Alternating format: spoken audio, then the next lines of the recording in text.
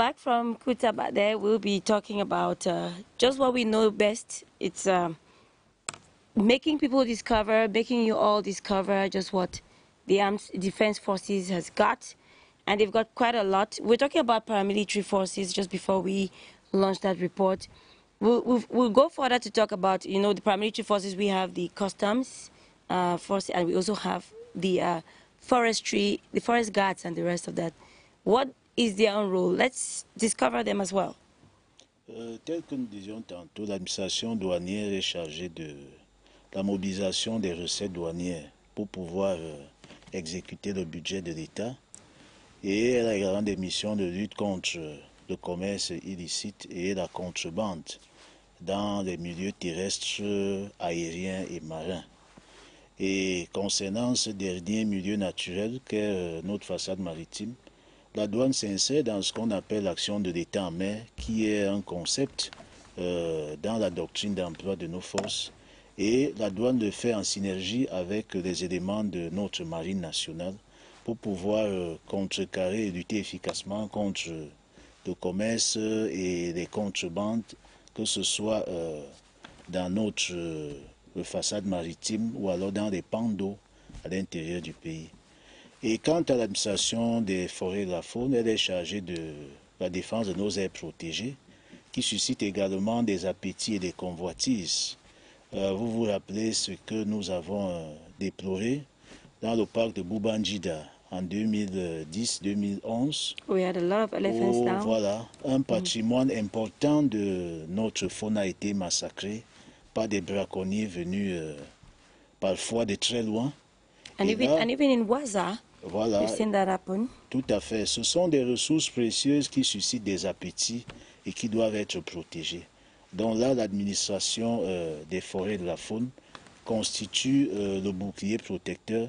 Mais là également, elle est en synergie avec notre armée pour pouvoir lutter efficacement contre ces braconniers et ces criminels transnationaux qui ont des appétits sur nos ressources forestières et fauniques. Et d'ailleurs, il y a eu une grande avancée dernièrement où le ministre des Forêts et de la Faune a conclu un accord bilatéral avec le Nigeria qui donne désormais le droit au Cameroun de pouvoir poursuivre ces braconniers quand bien même ils auraient perpétré des exactions sur le sol camerounais et qu'ils auraient replié sur le Nigeria. Désormais, il existe un cadre de coopération entre les deux États permettant de neutraliser efficacement ce type de menace. Donc, ces deux administrations paramilitaires ont également connu une très forte montée en puissance et au jour d'aujourd'hui, elles remplissent efficacement leur mission, aussi bien sur le plan de la surveillance douanière que dans la protection de nos aires forestières et fauniques.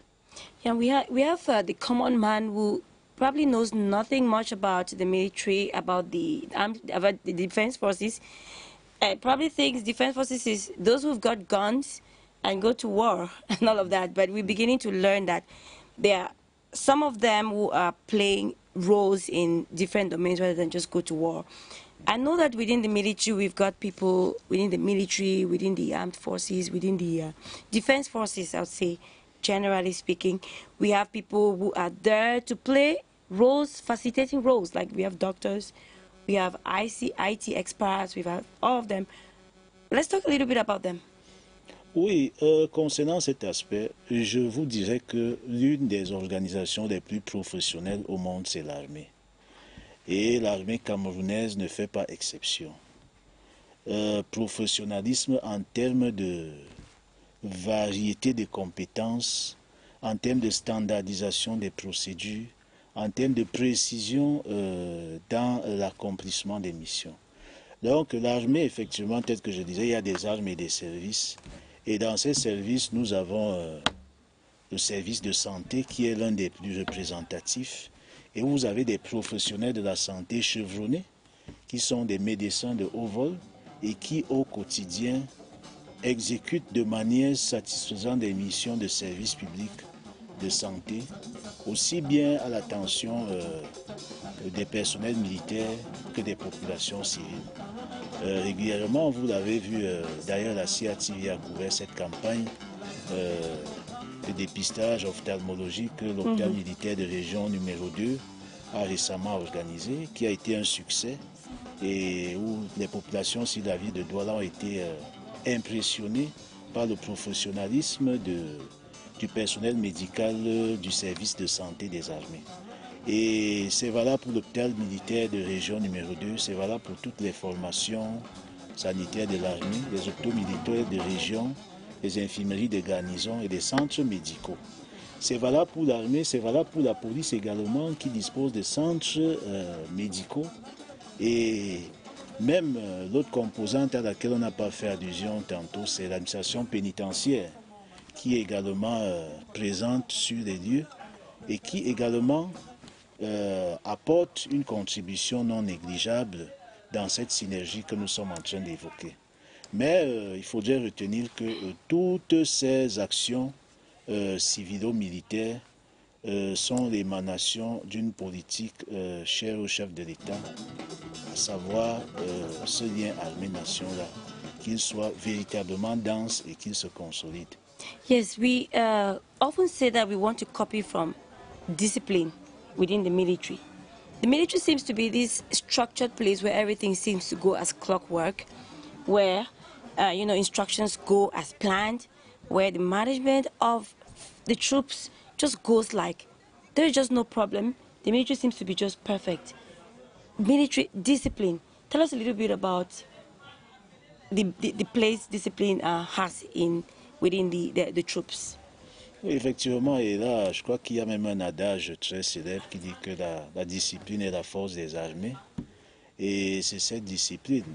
Vous savez, au regard de la complexité des missions de nos forces de défense, de la délicatesse des équipements utilisés, il faudrait faire preuve de beaucoup de rigueur et de discipline. C'est pour cela que la vie du militaire est une vie essentiellement disciplinée. Il faut être rigoureux envers soi-même pour pouvoir soutenir toute la charge de travail inhérente à la carrière militaire, qui n'est pas toujours chose facile, mais qui est quelque chose d'exaltant en soi, parce qu'on a le sentiment de défendre des idéaux nobles, des idéaux de paix, d'unité et de prospérité.